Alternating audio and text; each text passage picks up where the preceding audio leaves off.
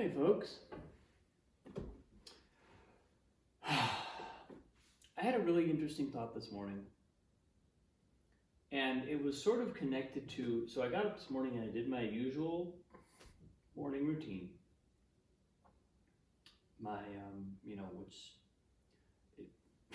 it's becoming so familiar. It's becoming something so regular. And I noticed something as I was sitting in meditation.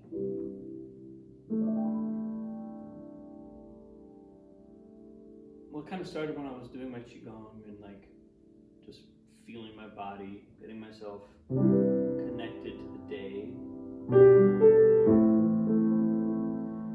And I realized that, I've had lots of times in the past when I would be concerned about doing my practices. In other words, kind of making sure I meditate long enough or do Qigong consistently, whatever it is, whatever the thing is that's kind of that feels key. It's like there was a certain kind of tension that actually brings on, which is a weird thing because the practice itself is the practice of releasing that tension. So it's kind of an interesting position to be in when your spiritual practice or your practice of ease becomes the source of a form of tension because of the way that there's an attachment to it. And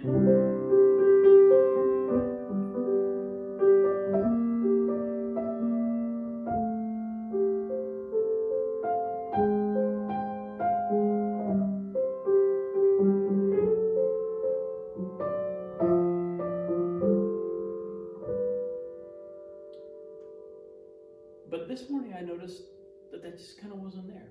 I noticed if Annalise wakes up and interrupts my meditation, that's fine. If I have to stop a little early and make breakfast, that's fine. I was like, well, where is this coming from? What has happened that I feel so easy about the practice? I'm not attached to the practice. And what was coming through was a thought that was articulated in the book that I'm reading, The Sacred Path of the Warrior, which is that warriorship. This is what Chogyam Trungpa says about warriorship. He says warriorship is an orientation of the heart. It's a posture towards the world. It's not, in and of itself,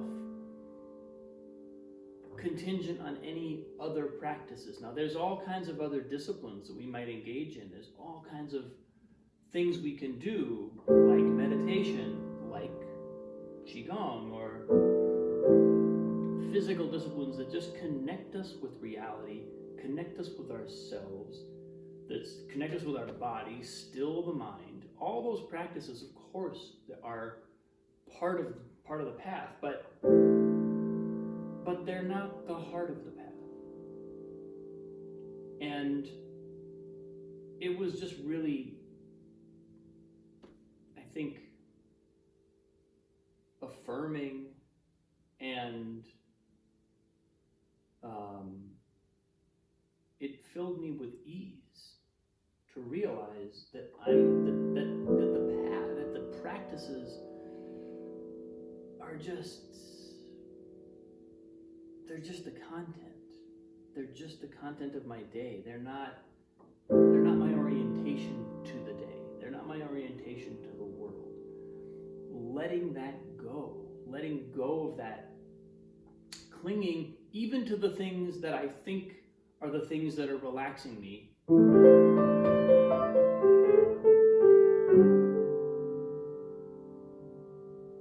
And thereby actually claiming them in a much more full way, because I'm claiming them without attachment. I'm claiming them without the need to get the thing that the practice is supposed to give me. I'm simply engaging in the practice because it's flowing out of me. That's where my heart is. And if I get interrupted, I get interrupted, you know? I'm not trying to maintain a streak of meditation. I'm not trying to, there's no external or kind of quantifiable arbitrary goal that I'm striving for in the practice. I'm simply practicing because it's the natural thing to do from this orientation. When my heart is in this place, it's what I naturally desire. It's what naturally flows out of me.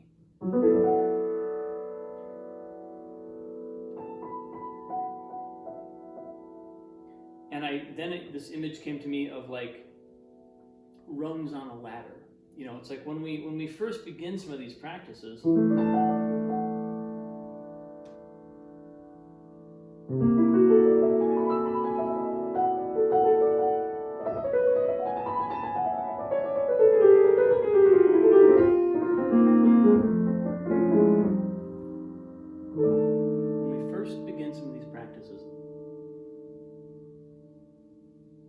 engaging in the practice regularly, making the practice I remember when I decided a year ago that meditation needed to be number one in my life. It was like I need to put meditation above everything else because it's the practice that brings me into contact with the space, with the deepest part of myself, with the universe, with consciousness. It's the practice that provides the connection to the energy, the infinite source of everything that orients everything else in my life, and that everything else in my life is an expression of. So meditation has to be number one. And that came with a certain imperative to myself to make it happen every day. And to actually, if that meant, we have a young daughter, so that meant getting up early in the morning and having that regular schedule. And even if we do go to bed late, which happens rarely, but does happen, still making sure that I get up in time to perform that practice, to keep that practice alive, because it's the most important thing in my life. Well, somewhere in there came an attachment, and there was like am I going to get enough? Am I going to get it in? Am I going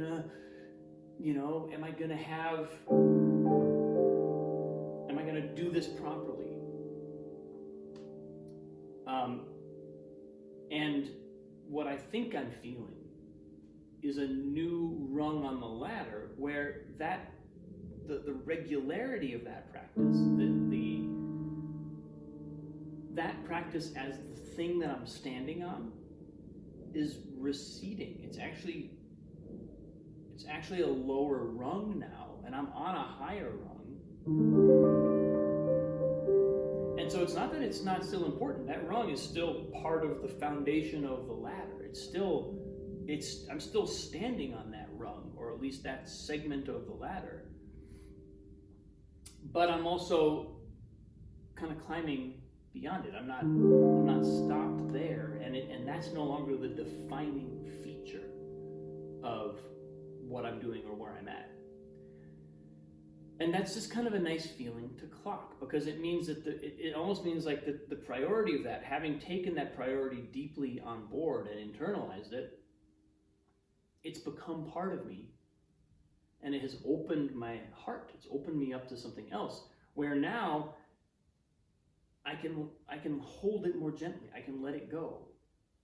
It doesn't have to be. I can keep my heart oriented towards the world in a generous and open way, whether or not I do my morning meditation routine, right? Like we all know we can assume this posture towards the world with or without the practice. The practice might be how we first find it. That might be the first way we get there, or it might be a part of contributing to that feeling.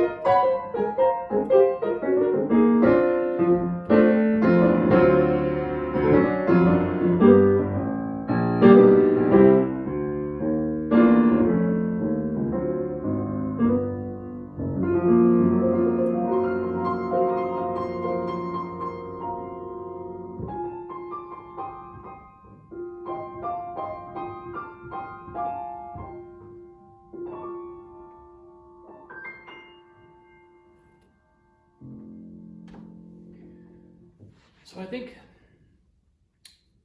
what I'm saying here, this post is part appreciation for that process and recognition of it, and part, challenge or imperative or encouragement